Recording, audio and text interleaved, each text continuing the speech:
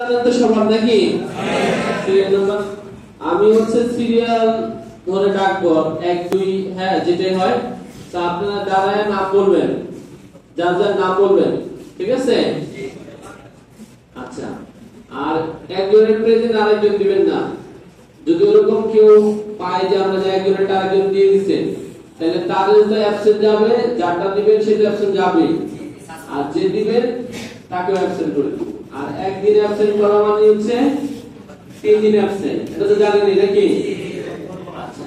so এটা মনে রাখেন আর আমি যেটা বলছিলাম একটু আগে আপনারা কি ছিলেন না যে অ্যাপে ঢুকে আপনারা হচ্ছে উল্টাপাল্টা টিপবেন না আমি বলছি যে আপনাদের সার্টিফিকেট হলো কিনা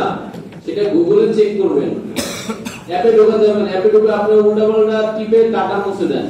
এরকম লাগছে যে অনেকে আসছে যে আপনি টেস্ট শেষ করে গেছে কিন্তু সার্টিফিকেট পায় নাই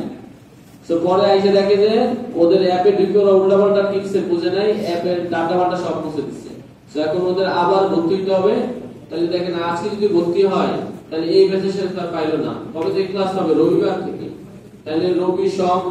মঙ্গলবার বুধবার আগামী বুধবার আবার সার্টিফিকেট পাবে হ্যাঁ সো যাদের ইমার্জেন্সি তাদের কিন্তু কত সমস্যা ঠিক আছে সো এই জন্য আপনারা অ্যাপে ঢুকে